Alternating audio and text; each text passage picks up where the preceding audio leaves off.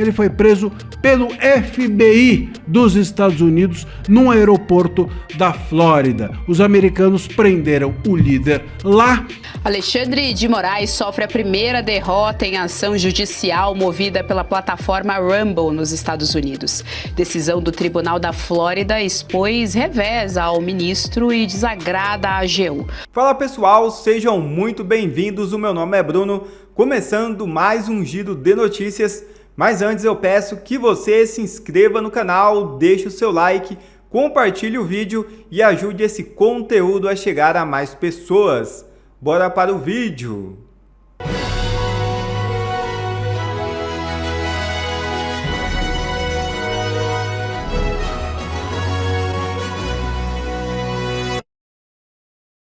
Presidente do PL prevê reviravolta no STF em favor de Bolsonaro em até 20 dias. É isso mesmo.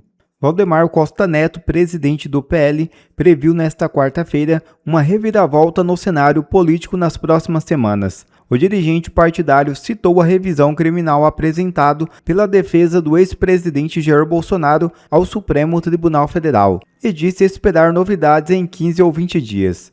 A ação foi distribuída ao ministro Cássio Nunes Marques com revisão de André Mendonça. Abre aspas. Falamos com o Fachin, que organizou esse negócio do sorteio. Entramos com 2 revisões do processo criminal do Bolsonaro. Teremos novidades nos próximos 15 ou 20 dias. Fecha aspas. Valdemar elogiou o presidente do STF, Fachin, ao comentar o sistema de distribuição dos processos na corte. Fachin é de esquerda, mas é um homem honesto, afirmou Valdemar. O recurso mencionado pelo dirigente do PL busca revisar a condenação de Bolsonaro a 27 anos e 3 meses de prisão no processo sobre a tentativa de golpe de Estado. Múcio se reúne com o subsecretário de Defesa dos Estados Unidos. É isso mesmo. O ministro da Defesa, José Múcio, participou nesta quarta-feira em uma reunião bilateral com o subsecretário de Defesa para Assuntos de Política dos Estados Unidos, Elbrid Colby. O encontro ocorre em meio aos desdobramentos da decisão do governo de Donald Trump de classificar o primeiro comando da capital e o Comando Vermelho como organizações terroristas. O encontro aconteceu durante o 18ª Conferência de Ministros da Defesa das Américas, realizado em Cusco, no Peru, promovido a cada 2 anos. O evento reúne autoridades da área de defesa dos países do continente americano. Uma mulher e seus 6 comparsas, suspeitos de ligação com o PCC e alvos das sanções dos Estados Unidos, depois da classificação desta facção como organização terrorista, foi presa pela Justiça Brasileira. E dias depois, a Justiça Brasileira mandou soltar. Eu vou te contar essa história absurda, bizarra, agora. A Justiça de São Paulo, a Justiça Federal de São Paulo, mandou soltar a Stella, apelidada de Lara Croft. Eu não sei nem o que é isso, mas enfim, parece que é um nome de personagens de games que foi interpretada por Angelina Jolie nos cinemas. Não sei quem é, não vi o filme e não quero ver. Bom, enfim, ela é apontada como secretária que coletava o dinheiro do esquema e foi presa na semana passada na Operação Exchange. Dias depois, acredite se quiser, ela já está livre, lépida e solta. O motivo foi uma questão formal. A juíza da causa não converteu a prisão temporária em preventiva. E o prazo passou, o prazo era curto, venceu, a juíza mandou soltar. Ou seja, uma questão formal, faltou uma vírgula, faltou um ponto e mandaram soltar uma pessoa dessa periculosidade. É sério mesmo? É lógico que a juíza tem que cumprir a forma, mas pelo amor de Deus, será que o Brasil é tão ineficiente que não consegue colocar vírgula no lugar para que os juízes cumpram aquilo que tem que ser cumprido? E a gente solta uma pessoa desse naipe, dessa periculosidade para as ruas de novo? Será que a gente não aprende nunca? Nunca. É impressionante. E olha só a diferença para como os Estados Unidos procedem. Um dos chefes da rede, o Igor, dessa mesma rede, não foi preso pela justiça brasileira. Sabe por quem ele foi preso? Ele foi preso pelo FBI dos Estados Unidos num aeroporto da Flórida. Os americanos prenderam o líder lá e o Brasil soltou a operadora da gangue aqui. Ou seja, a gente tem dentro do Brasil uma facção, essa facção comete diversos ilícitos, os Estados Unidos prendem, o FBI prendem lá o cabeça e a operadora a gente prende aqui e solta. E aí a gente fica aqui fazendo discurso de que os Estados Unidos estão querendo interferir nos nossos, como disse o Lula, nos nossos criminosos. E aí a gente tem que aguentar a pataquada do Itamaraty dizendo pra gente que estamos correndo muito risco com essa classificação das facções brasileiras, porque os Estados Unidos podem invadir o Brasil. Faça-me o favor, se os Estados Unidos quisessem invadir o Brasil, eles invadiam no dia seguinte. Não precisa de classificação nenhuma. É só chegar aí e invadir. Tá tudo aberto, tá tudo solto. O exército largou as fronteiras porque o Lula não sucateou o exército. O próprio Itamaraty tá sucateado. E ainda a gente vem com essa pataquada, ao invés do governo Lula se preocupar em usar essa parceria para que aquilo que os Estados Unidos estão mostrando pra gente que é crime e que está acontecendo aqui no nosso território e que estamos inclusive exportando esse tipo de criminalidade, ao invés da gente usar essa parceria para combater a sério a criminalidade dentro do país, o que a gente faz? A gente pega os criminosos que os Estados Unidos sancionaram, prendemos e soltamos. Porque faltou aqui Faltou o quê, cara? Como é que é possível a gente levar a sério um país desse? Não dá para levar a sério. Não dá. Mas a gente aqui no canal vai seguir atento e acompanhando histórias bizarras como essas, ainda que seja para cobrar. Deixa aí o seu comentário, que eu sei que você tem a dizer sobre isso, e se inscreva aqui no canal para a gente fortalecer a nossa comunidade. O governo Lula diz que o Donald Trump vai invadir o Brasil. E aí vira chacota. Hoje eu começo com uma das cenas mais vergonhosas e ao mesmo tempo mais cômicas do governo Lula. Gente, eles colocaram no papel, num documento oficial, o medo de que os Estados Unidos invadam o Brasil. E virou piada até mesmo dentro do próprio governo. Vem comigo ver essa história. No começo de junho, o governo Trump classificou o Comando Vermelho e o PCC, as duas maiores facções criminosas do país, como organizações terroristas. O governo Lula, em vez de comemorar que as maiores facções do país vão ser combatidas de forma ainda mais dura, aí se posicionou contra isso. Olha o que a coluna do Igor Gadelha no Metrópolis revelou. O Itamaraty, num documento assinado pelo chanceler Mauro Vieira e enviado para a Câmara dos Deputados, admitiu que ele teme uma ação militar americana em território brasileiro. Leia aqui comigo o que foi que o ministro escreveu. Aspas. Há, ademais, o risco de uso da força militar dos Estados Unidos contra o território nacional.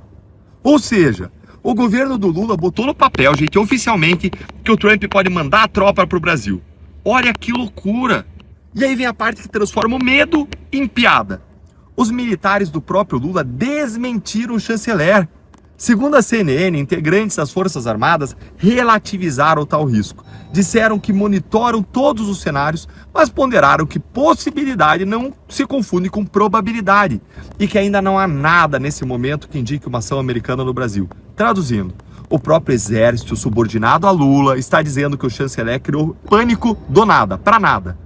E o que a Câmara vai fazer com o chanceler, eu vou contar para você já. Mas se você ainda não é inscrito aqui, se inscreve aqui, clica no sininho das notificações, leva 2 segundos, ajuda demais o canal. E feito isto, bora lá. O vexame, gente, não parou aí. A Câmara, ela quer convocar o Mauro Vieira para explicar. O deputado Ivair de Mello, ele pediu a convocação e ele mandou uma alfinetada certeira, segundo o canal Metrópolis. Olha aí. Causa preocupação que a resposta oficial do governo concentre grande parte da sua argumentação na defesa abstrata da soberania nacional, sem apresentar ao parlamento qual é a estratégia efetivamente adotada para enfrentar os impactos concretos. Você sacou o teatro? Em vez de apresentar um plano para combater o crime, o governo se embrulha num discurso vazio de soberania e grita: "O Trump vem aí!" Agora, para deixar muito claro aqui, ninguém aqui quer que os Estados Unidos botem o pé no Brasil. a nossa soberania é sagrada. Mas o que ameaça a nossa soberania de verdade, e não no imaginário, o que ameaça de verdade não é uma invasão de cinema, que nem mesmo os militares engolem, gente. O que ameaça é o Comando Vermelho, o PCC, mandando em pedaços o território brasileiro, coisa que esse governo deixou crescer por anos. O Lula fez média com o crime, brincou com quem chamou aí crime de terrorista, e agora ele se faz vítima, gritando invasão. Isso é para fugir da própria incompetência. É por isso que eu quero ir para o Senado, para enfrentar o crime organizado com lei de verdade, porque soberania, ela se conquista combatendo a bandidagem e não fazendo média com ela. E se você quer me ver lá, olha, gente, eu lancei a minha vaquinha eleitoral oficialmente hoje. E você pode me ajudar demais com qualquer valor lá no site Quero Apoiar. Cada real importa. Eu vou deixar o link aqui na descrição do vídeo e também nos comentários. Eu conto com a sua ajuda. Um grande abraço e até o próximo vídeo. Porque olha, nenhuma andorinha faz verão sem bando. Eu não tenho força nenhuma que não seja que vem de vocês. Que a gente possa juntos transformar o Brasil. Um grande abraço. Alexandre de Moraes sofre a primeira derrota em ação judicial movida pela plataforma Rumble nos Estados Unidos. Decisão do Tribunal da Flórida expôs revés ao ministro e desagrada a AGU. Vamos acionar o correspondente internacional Ivan Kleber, que traz mais informações. Vamos lá então, Ivan já está aqui no telão conosco, vai atualizar a nossa audiência. Lorde Ivan Kleber, boa tarde, seja muito bem-vindo. Boa tarde, Geisiane, uma saudação especial a você, aos colegas, às colegas de bancada e principalmente a nossa audiência que nos acompanha nesta quarta-feira. Isso mesmo, o ministro Alexandre de Moraes e sua defesa via AGU sofreram a primeira derrota neste caso. Isso porque a AGU pediu o arquivamento do caso sem mesmo, ainda antes da análise do mérito do caso. A Rumble pediu mais tempo para apresentar as suas argumentações de que a AGU não poderia estar fazendo a defesa do ministro Alexandre de Moraes. A AGU pediu não só que esse tempo não fosse concedido, como também o arquivamento, não é? Como eu disse. Bom, ontem a juíza Mary Scriven, lá do estado da Flórida, decidiu prorrogar o prazo para que a Rumble entregue então ali as suas argumentações para que a AGU colocando que a AGU não deveria fazer a defesa do ministro Alexandre de Moraes, e agora o novo prazo para a avaliação do caso é do dia 14, para o dia 14 de julho, portanto, na próxima terça-feira. Olha só, teremos aí uma semana bastante interessante nas relações Brasil e Estados Unidos na semana que vem, porque no dia 14, então, teremos aí uma atualização desse caso, e no dia 15, até o dia 15, vence o prazo que o presidente americano Donald Trump tem para definir a questão das tarifas. Então, aguentem aí, porque a semana que vem promete. Bom, este caso foi citado ontem, falando em sessão 301, pelo senador Flávio Bolsonaro em sua sustentação lá na audiência pública da sessão 301, né? Ou seja, de que ações de um ministro da Suprema Corte, ele não citou o nome, mas a gente pode deduzir que seja o ministro Alexandre de Moraes, atingiram os direitos humanos de cidadãos e pessoas que vivem legalmente nos Estados Unidos. Ou seja, isso foi parar lá na sustentação do senador Flávio. Agora, um ponto que a gente precisa destacar aqui para nossa audiência, Geisiane, é a pressa, a tentativa da AGU de arquivar o caso antes que a justiça americana julgue o mérito da questão. Por que a AGU tem essa pressa? Seria interessante, até mesmo do ponto de vista da AGU, eu entendo, eles querem acabar com o caso o quanto antes, mas se eles saíssem vitoriosos nesse caso, né, no ministro Alexandre de Moraes, isso vai gerar um precedente assim inimaginável na relação dos Estados Unidos com cortes e juízes mundo afora, porque justamente vai ter esse precedente onde juízes de outros países também poderão usar esse caso para dizer, não, peraí, derruba tal conta de fulano que está lá nos Estados Unidos, etc. É por isso que esse caso é importante. O advogado da Rumble vem tratando disso, inclusive nas redes sociais, e no caso em si, ou seja, se o ministro Alexandre de Moraes sair vitorioso nesse caso, qualquer juiz do mundo poderá então interferir dentro dos Estados Unidos na questão relacionada às redes sociais. Agora, a AGU está tentando impedir, melhor dizendo, a análise deste caso. Isso porque, muito provavelmente, a Rumble deve sair vitoriosa neste caso, justamente porque nenhum juiz nos Estados Unidos vai querer abrir o precedente para que outros juízes possam ter essa ação em território americano. Então, é um caso extremamente importante que nós estamos acompanhando. Como eu disse, na semana que vem, possivelmente teremos mais atualizações. E agora o grande objetivo da Rumble mesmo é levar a questão para análise do mérito. Aí, realmente, a situação pode ficar um pouco mais complicada para o ministro Alexandre de Moraes. Gesiane? Me fala se isso aqui não é impressionante. Nós estamos aí a menos de 90 dias das eleições e nos últimos 3 meses houve uma máquina de destruição de reputação trabalhando para acabar com o Flávio Bolsonaro. Criaram um escândalo imaginário daquele áudio dele pro Vorcaro pedindo ajuda para financiar o documentário, né, o filme do pai. Depois nós tivemos o Lula gastando 25 milhões de reais nos primeiros meses desse ano fazendo impulsionamento do governo e contra o Flávio Bolsonaro, perfis falsos gastando 1 milhão de reais com impulsionamento negativo contra Flávio Bolsonaro. Fizeram de tudo. Aí vem o Lula e despeja aquele pacote de bondades, vai para o Nordeste inaugurar ponte inacabada, inaugurar container, fingindo que era uma ponte. Gastaram e jogaram todas as fichas. Todas as fichas. E sai uma pesquisa agora mostrando como é que está aí a disputa entre Flávio e Bolsonaro. E é impressionante, sim, o fato que mesmo depois de tudo isso, Flávio continua a crescer. Flávio tem 45 e Lula 42 em eventual segundo turno, diz pesquisa. Aí quando você vai olhar, tá aqui, ó, Flávio ganha do Lula no segundo turno e o Lula ganha de todos os outros candidatos. Todos os outros candidatos que foram colocados aqui, o Lula ganha. O Lula só perde para um candidato hoje. E esse candidato se chama Flávio Bolsonaro. De 45 a 42, Flávio é o único hoje que tem a capacidade de vencer. Mas o pior não é só isso, não. O pior, Lula é rejeitado por 46, Flávio por 43. A rejeição do Lula é hoje 3 pontos acima da rejeição do Flávio Bolsonaro. E por que isso é impressionante? Nós estamos vivendo aí um período onde o PT, o governo, a imprensa jogou toda a artilharia. Tudo que eles puderam fazer para macular a imagem do Flávio. Fica com esse terrorismo o tempo inteiro falando que vai sair um vídeo do Flávio, vai sair para tentar desanimar a militância, para que eles não façam o trabalho, né, contínuo nas redes sociais. E o resultado disso é que o povo está revoltado com o Lula. Agora, sabe por que o povo está revoltado com o Lula? Uma coisa que está desgastando esse ladrão cachaceiro muito são esses milhares e milhares de vídeos que pessoas comuns estão produzindo indo no supermercado. Ir no supermercado hoje e gravar um vídeo é a maior arma que nós temos contra o Lula. E a desaprovação da presidência? Pronto, vamos lá. 50% desaprovam a presidência da República, ou seja, 50% desaprova Lula, enquanto ele tem uma aprovação de 41%. Aqui nós estamos falando daquelas pessoas que perderam a capacidade de analisar objetivamente a realidade. Então, nós temos 9 pontos a mais de pessoas que desaprovam esse governo.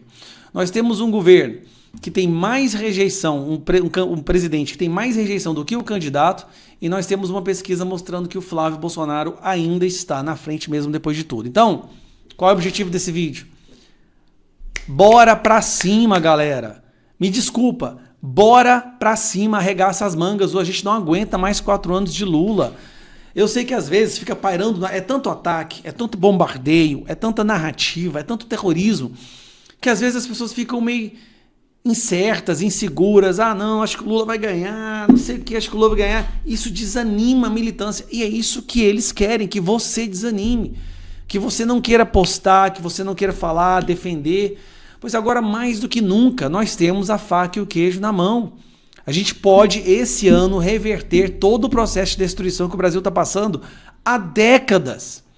Flávio na presidência, maioria no Senado, impeachment do Alexandre de Moraes, derrubar todos os impostos e tributos e taxas que o governo Lula criou, voltar a ver o preço das coisas do supermercado baixando, e não só isso, o dinheiro voltando a significar alguma coisa no bolso do brasileiro.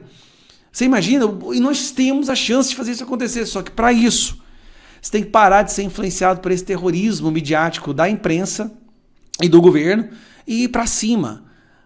É Flávio Bolsonaro ou é Venezuela? A escolha é simples, ou a gente vota no Flávio, ou nós vamos virar a Venezuela do Brasil, porque até a Venezuela já está começando a melhorar economicamente. Óbvio, agora não, por causa desse terremoto que teve lá, mas economicamente já está abrindo as portas, já está recebendo investimento. Então imagina a vergonha que vai ser daqui, se o Lula ganha e a gente vê o IDH e o PIB da Venezuela ficando maior que o do Brasil. O Brasil vai ser a Venezuela da América Latina. A gente não pode deixar isso acontecer. Então bora pra cima. Obrigado a você que assistiu esse vídeo até aqui. Deixe o seu comentário e não se esqueça de se inscrever no canal e deixar o seu like. Até a próxima!